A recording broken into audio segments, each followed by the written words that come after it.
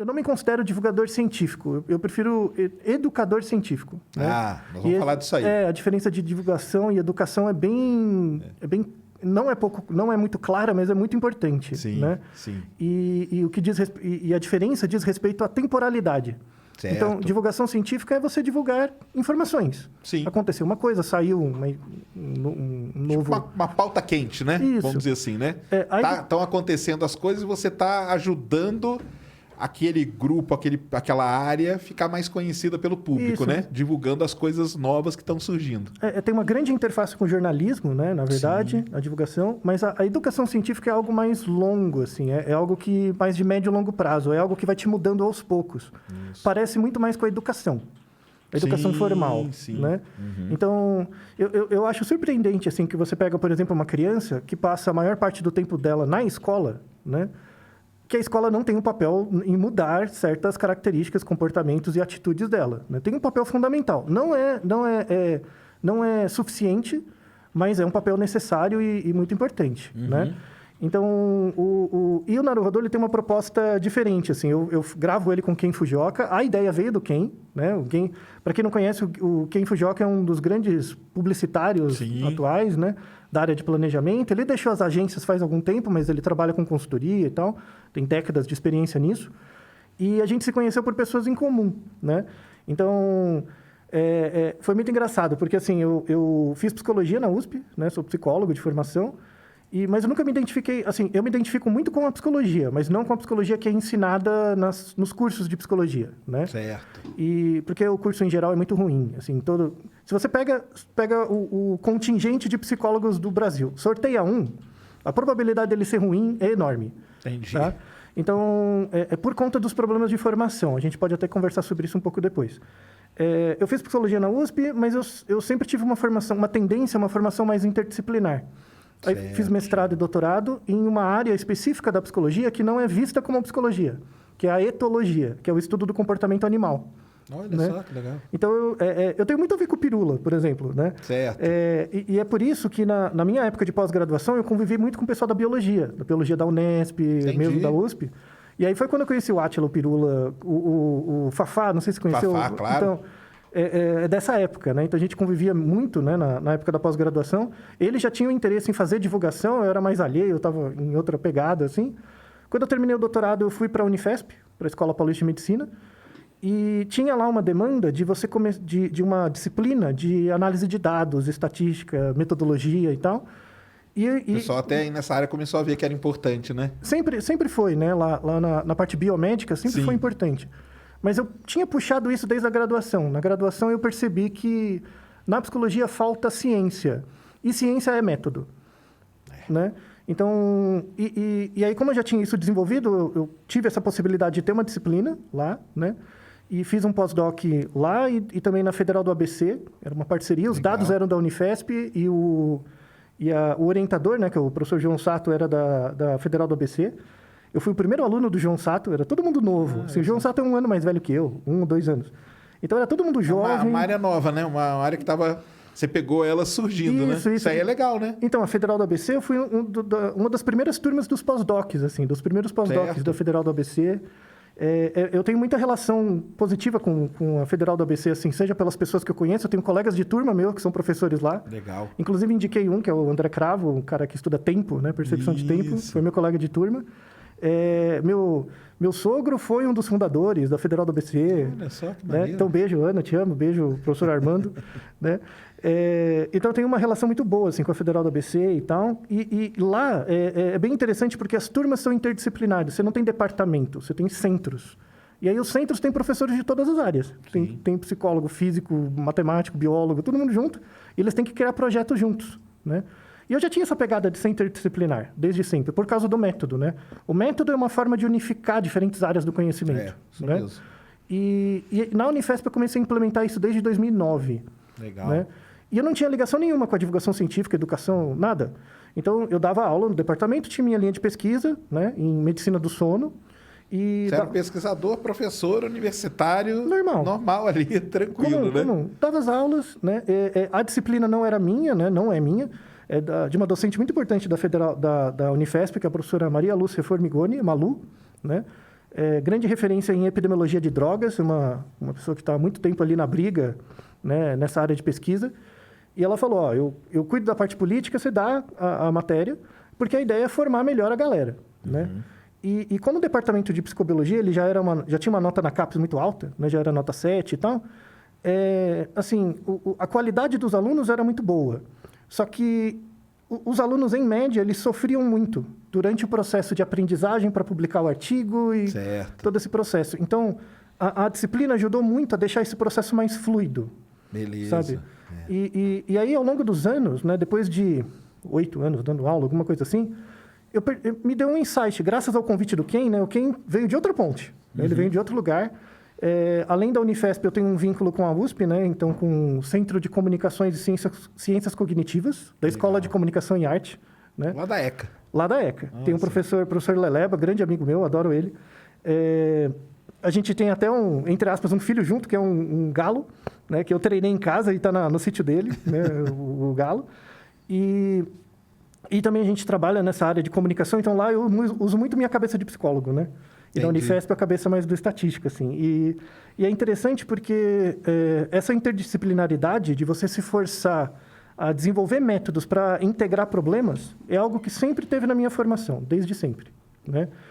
E aí, graças a esse convite do Ken, me caiu uma ficha, né? Porque eu estava dando aula para alunos de pós-graduação, né? Que acabaram de acabar a graduação e, assim, durante a graduação, você não se desenvolve cientificamente muito. Né? Exatamente.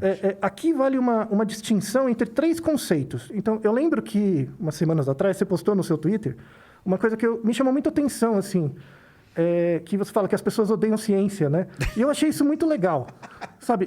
Porque... Não, eu falo com as pessoas, eu falo que o Brasil odeia ciência. Isso. Não, vale nos 2 níveis, vale no nível global e individual. Certo. Né?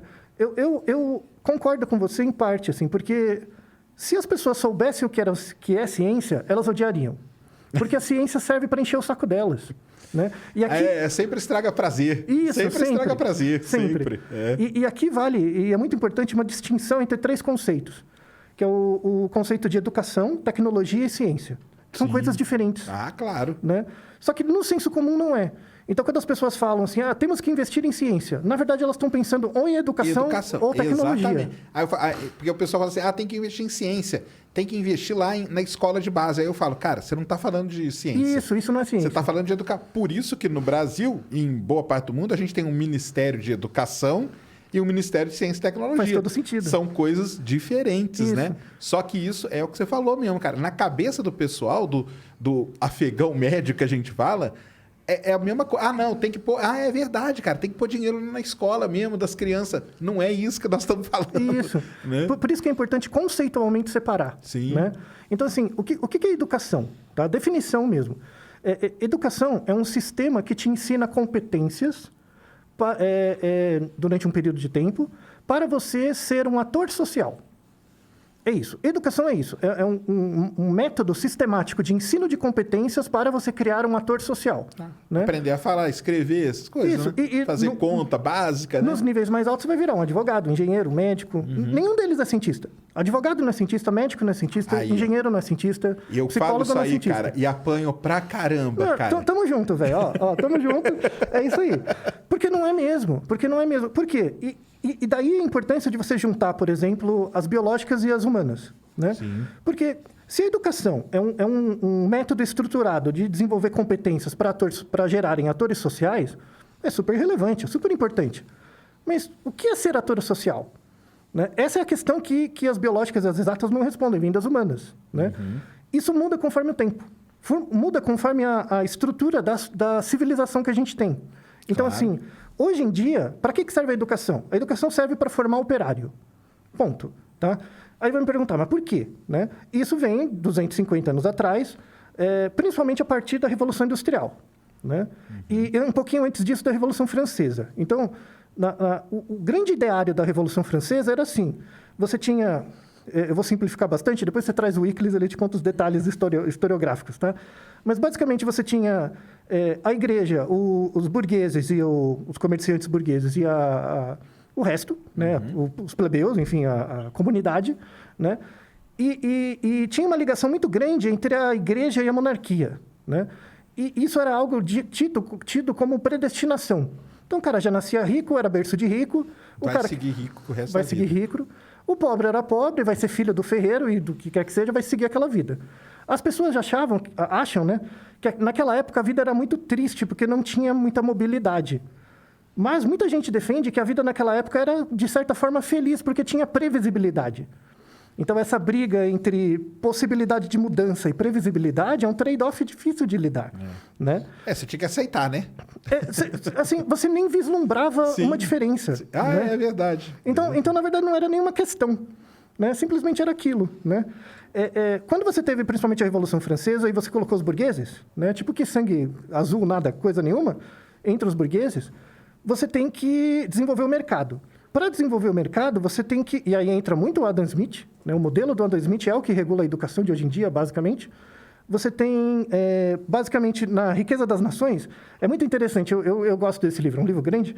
Ele fala o seguinte, ele define o que é uma nação rica. Tá? Então, o propósito do livro, né? Então, assim, uma nação rica é uma nação capaz de gerar trabalho. Você tem que pensar isso como um princípio, tá? É uma regra dedutiva, não é indutivo. Então, assim... Se uma nação rica é uma nação capaz de gerar trabalho, tem consequências. Então, você tem que aceitar essa lógica, tá? Então, se uma nação rica é uma nação capaz de gerar trabalho, e eu assumo isso como uma verdade, né, tem algumas consequências. A primeira consequência é, o Estado vai ser necessariamente desigual. Você vai ter o empregador e o empregado. Né? Logo, o papel do Estado não é garantir a igualdade, porque isso é demagogia. É proteger os ricos dos pobres. É impedir que os ricos massacrem os pobres e impedir que os pobres matem os ricos como mataram o rei na Revolução. Né? E isso... Para regulamentar, né? Para regulamentar... Regulador ali. Para regulamentar a desigualdade. Isso. Esse é o ponto, para ter uma regulamentação da desigualdade. Isso é muito interessante porque isso gerou um lado positivo, que é a expansão da educação, porque você tinha que formar pessoas para trabalhar. Claro. Né? Então, tem um lado positivo, muito. Né? Somente na França. Então, no começo do século XX, surgiu os primeiros testes de QI, a criação de uma política de educação, né, surgiu nessa época. Mas o lado, entre aspas, regressivo disso é que a educação é voltada para o trabalho. E é muito interessante você ver que isso aparece nos discursos das pessoas. Você não precisa estudar Adam Smith para saber a influência que ele tem na maneira como a gente pensa o mundo. Eu dou sempre o exemplo da minha avó. Tá? Minha avó nunca leu Adam Smith, ela nem sabe quem é, mas ela repete o discurso do Adam Smith sempre. Que é o seguinte, ela chega para mim e fala, meu filho, você precisa trabalhar para arrumar um emprego e ser alguém na vida. Né? Estudar para arrumar um emprego e ser alguém na vida. Né? Isso, exato, desculpa. Essa sequência, sempre assim. Então, estudar não faz com que você seja alguém na vida. Você precisa do estudar como meio para o trabalho. Sim. E o trabalho transforma você no ator social. Né? E a educação é um meio para isso. Né? Então, educação seria isso, né? Seria essa parte.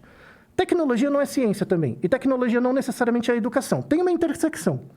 Tá? Com certeza. Então, tecnologia são os resultados da aplicação do método científico. Então, carro, celular, essas coisas... É o fim ali, né?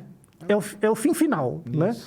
Na verdade, a materialização da aplicação do método científico, né?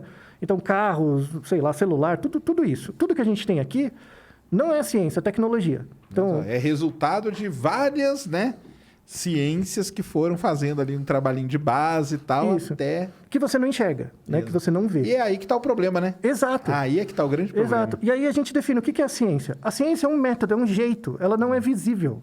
Né? A ciência é uma forma de desenvolver uma percepção estética da realidade. Então, por exemplo, eu te mostro um desenho, né? Se você é uma pessoa que nunca viu esse desenho e não tem nenhum treino de observação, você vai ter uma apreciação desse desenho. Se você é uma pessoa que, por exemplo, estudou História da Arte, você vai ter uma outra apreciação. Claro. Não quer dizer que é melhor ou pior, mas é diferente. Por quê? Porque você tem um método interno que você desenvolveu. Sim. O método científico é isso. É um jeito de aperceber a realidade e extrair regras gerais. Né? Onde que está o grande problema? Por que que isso não cola nas pessoas? Porque existe um conflito entre o método científico de pensar e o método voltado na educação para o trabalho. Sim. Né? Tem um conflito entre isso. E é um conflito muito sério. Porque, por exemplo, a gente é formado, desde o ensino fundamental e médio, a gente é formado para estar certo. Né? Eu contei isso em várias situações e conto de novo porque é muito bom. Você é geofísico de formação. Isso aí. Né? Eu posso chegar para você e falar, eu sou geofísico. Eu fiz uma matéria na geofísica, lembra que a gente estava conversando? Terrenos kárticos, né? Na geologia, na verdade. Eu posso chegar, eu sou físico. Você pode chegar para mim e falar, eu sou psicólogo. Né? Você pode assumir, por exemplo. Sim. Quando eu era criança, eu queria ser astronauta. Eu posso falar, eu sou astronauta. Nunca cheguei perto disso, mas eu sou astronauta. Qual que é a diferença entre o meu ser astronauta e o astronauta de verdade? Não é o quanto ele sabe, mas é o quanto ele erra. Ele erra muito menos que eu. Exatamente. Entendeu? Então, por exemplo, por que eu não posso trabalhar na Petrobras e abrir um poço de petróleo? Eu posso. Mas só que se me derem a chancela para fazer isso, eles vão estar muito mais errados. Sim. Esse é o problema.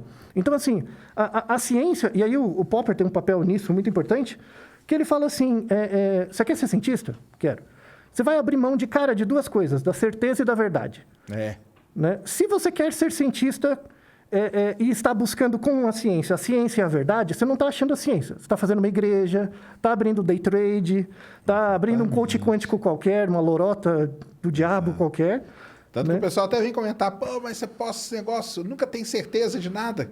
Cara, é assim, cara. É assim. Você não vai ver cientista nenhum falando, não, cara, isso aqui é 100%. Não, você não vai ter, cara. Não vai ter mesmo. Então, quando uma pessoa me pergunta uma coisa...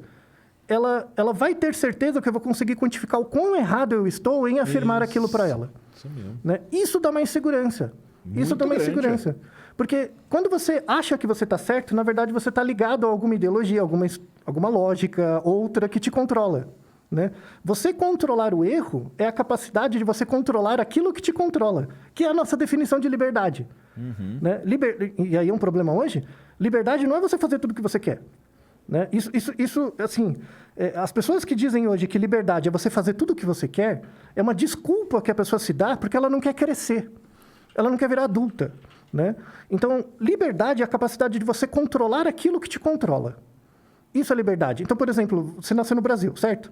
Sim. Quando você nasceu no Brasil, você não teve escolha. Você teve que adquirir uma língua, que já era daqui. Você teve que adquirir uma estrutura religiosa. Mesmo que você não creia, mas você tem os valores, é passado, né? Sim. E você teve que adquirir uma estrutura alimentar, né? Então, a antropologia estuda muito isso, né? As nossas principais tradições. Então, quando você nasce como ser biológico, você nasce dentro de uma estrutura social. E essa estrutura tem regras. Ela te engole, né? Também, né? Na verdade, você nasce dela.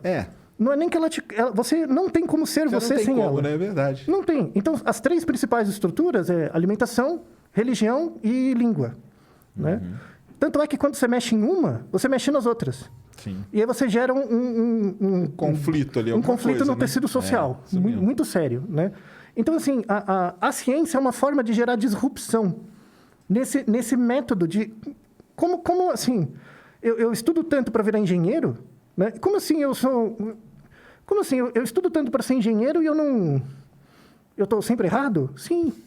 Sim, você vai ser um engenheiro que erra cada vez menos. Quanto mais você estudar, você não vai estar mais certo, você vai estar menos errado. Porque a ideia de certeza, né, ela cai numa perspectiva muito cristã, né, de que você está fazendo bem para um fim último. Né? E muitas vezes esse fim último simplesmente não existe. Ele é construído dentro da sua existência, dia a dia. Com certeza. Né? Então, quando você pega, por exemplo, a biologia, né, na biologia a gente sabe, na teoria da evolução, que evolução não é progresso. Né? Então, quando você pensa a teoria da evolução, ela não gera um fim, ela não cria uma espécie melhor, ela cria uma espécie mais adaptada. É isso. Né? Tanto que eu até brinco com o pessoal que, cara, o grande problema da teoria da evolução é o nome que deram para ela. Exato. Se tivesse chamado teoria da adaptação, não teria tanta confusão igual dá. Exato. Porque a evolução, o pessoal sempre pensa que teve um e o resto esquece, cara. Morreu tudo, entendeu? Isso. E até na área de astronomia, o pessoal fala assim, veio Einstein, né, cara? Então esquece o Newton, né, cara? Não é assim, cara. Porque tem a gente... 99% das vezes você usa o Newton. Na maior parte dos problemas você resolve com esse nível de análise, exato. Né? Então não é que um veio e acabou todo o resto, entendeu? Isso aí é complicado de colocar na cabeça do pessoal. Por conta dessa bobagem da internet de que você refuta os outros. Sabe? Não existe essa asneira, sabe? Exatamente. Uma coisa constrói a partir da outra. Isso. Às vezes eu ouço você, a crítica que eu faço a você, eu tenho que ser grato, porque, nossa, eu nunca pensei nisso que eu bolei, né? O fato de eu criticar uma coisa que você faz Me faz aprender uma coisa que eu tenho que ser grato a você porque eu consegui fazer a crítica. Entendeu? Se você não tivesse apresentado o seu ponto, eu não teria como ter a elucubração para criar uma crítica. Pensado naquilo, exato. Então, assim, a última coisa que... Essa briga de internet que eu odeio é uma das razões pelas quais eu odeio o YouTube. Assim, não vou pro YouTube. Tenho muita dificuldade. É por causa disso, assim. Porque é muita briga à toa. Sabe? Essa ideia de algoritmo é muito ruim para a saúde mental, sabe? Muito mesmo. E ser cientista já é um dano razoável para a sua saúde mental. Né? Porque eu sou cientista mesmo, né? Eu saí do armário um tempo atrás, alguns anos, e assumi. Não, eu sou cientista mesmo, que desgraça, eu sou assim mesmo. Ser cientista, na verdade, é uma autoafirmação de que você está sempre errado. Só que você vai buscar cada vez estar menos. Né? Eu falo, pessoal, na minha área, por exemplo, que é geofísica, é uma das áreas... Se você chegar para o seu chefe e falar assim, cara, de tudo, eu acerto 30%. Você tem o maior salário da história. Isso. Entendeu? Porque a média, o negócio de furar posto de petróleo, cara, raramente é 30%. É 27%, 28%. É igual o cara que é rebatedor. Eu falo pro pessoal no beisebol, entendeu? Se olhar a estatística ali, um dos melhores, cara, é 28%. Cara, 28% das vezes que ele tá certo. Ou seja, ele só erra, né? Exato, a maior parte das vezes ele erra. É só errando. O problema é que a vez que você acerta, é um baita um acerto. Mas, para você acertar, demora. E o pessoal fala, não, eu falei, cara, se você chega em qualquer lugar e fala, cara, 30%. Cara, é o maior salário que você vai ter. É esse aí. Sim. Então... Isso, pessoal, mas é difícil, cara, do pessoal ter isso na cabeça, né? Então, e essa é a cisão entre a educação e a divulgação. Porque a divulgação não trabalha isso. A divulgação te informa, né? Ah, que legal, curioso, foguete, legal, bacana, né? Leva a criancinha, dá um oizinho, bacana. A educação é algo mais longo, ela te muda. Ela te conta, velho, você não tá certo. Tipo, quem é você para achar que você tá certo? Você tá errado o tempo todo. A ideia é você minimizar isso, né? Eu dou o exemplo também do engenheiro, né? Então, assim, você consegue construir uma casa. Numa hecatombe, você consegue construir uma cobertura para você mesmo, para você não morrer de frio e fome, sabe? Né? Ficar no sereno, né? Você consegue, tá? Só que qual a diferença entre você e um engenheiro civil? É que o engenheiro constrói a casa menos errado. Exato, é isso mesmo. É isso, é só isso. Por isso que ele constrói tão menos errado que ele coloca o nome dele ali, se aquela bodega cair... Assina, né, e tudo. Aquele negócio cair, ele é processado, né? Então, ele não usa isso como Mas sabe que o geólogo ele pode construir casa, porque ele tem CREA. Ah, é o mesmo? Porque o geólogo, na verdade, o nome certo é engenheiro geológico. Ele é um engenheiro. Então ele tem CREA, então ele pode. Tecnicamente ele pode. Tecnicamente e oficialmente, né? Então ótimo. Então eu confio mais no geólogo e no engenheiro civil do que em mim mesmo. Isso eu garanto, né?